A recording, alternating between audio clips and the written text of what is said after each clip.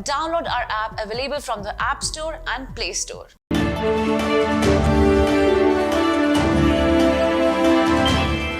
and welcome to Medical Dialogues. I'm Roshni Dhar. Let's look at today's daily bulletin. There are a total number of 96,077 MBBS seats and 49,790 PG medical seats in India. The Minister of State in the Union Health Ministry, Dr.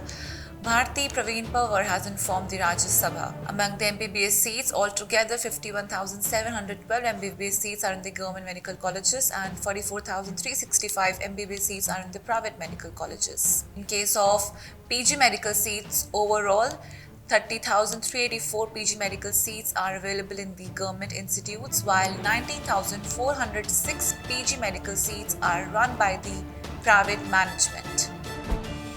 In an unfortunate incident, a resident doctor working at RBM District Hospital in Rajasthan's Bharatpur district allegedly committed suicide by hanging himself in his hostel room on Monday. Informing about the incident to the media accounts, the police officials confirmed that the deceased medico, identified as 23-year-old Surendra, was pursuing his final year in MBBS and was to appear for a practical exam in Paediatrics.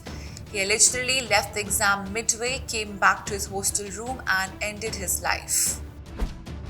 Only NEET will be the gateway to the MBBS admission at All India Institute of Medical Science and other institutes of national importance, including JIPMER and PGIMER.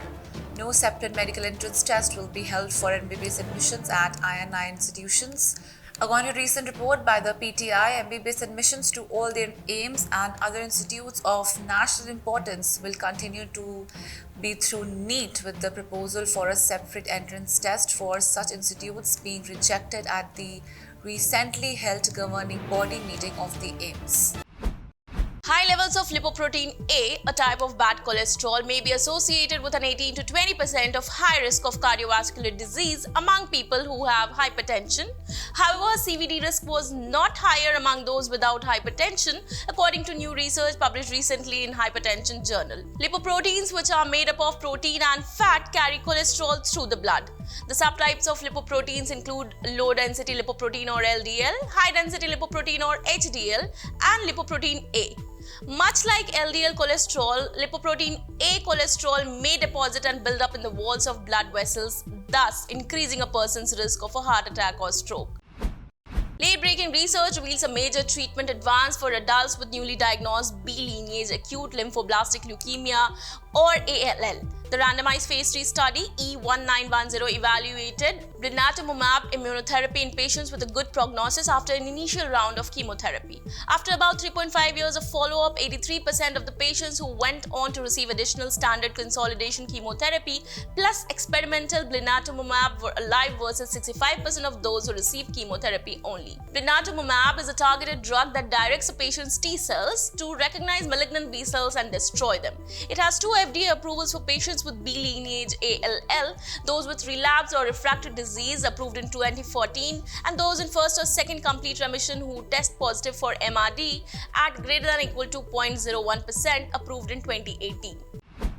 Females' propensity to deposit more fat in places like their hips, buttocks, and the backs of their arms, so-called subcutaneous fat, is protective against brain inflammation, which can result in problems like dementia and stroke, at least until menopause, scientists report.